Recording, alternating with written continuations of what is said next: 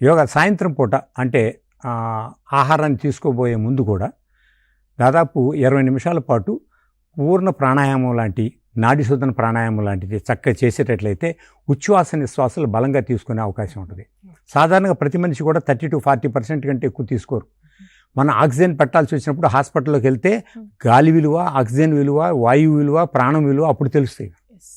కానీ అది తెలుసుకోకముందే ఉత్తములైన వాళ్ళు, జిజ్ఞాస గల వాళ్ళు, యోగ సాధన మన భారతీయ సంస్కృతిలో భాగం కనుక దాన్ని చేజిక్కించుకొని అదొక టూల్ మాదిరిగా తీసుకొని మనం చేస్తే తప్పకుండా సాధ్యమవుతుంది. దాంతోపాటుగా సాయంత్రం పూట అర్ధగంట సేపు నడవాలి.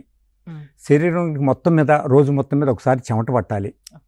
ఓకే, మనం నిద్రపోయే ముందు విపరీతంగా డివైసెస్ చూడటం కానీ, మొబైల్ చూడటం కానీ, టీవీ చూడటం కానీ ఎక్కువసేపు చేస్తే కూడా కంటికి స్ట్రెయిన్ అవుతుంది. కంటి ద్వారా బ్రెయిన్కి స్ట్రెయిన్ అవుతుంది. అది బ్రెయిన్ హీట్ అయిపోయి నిద్ర పట్టడం అనేది లేట్ అవుతుంది.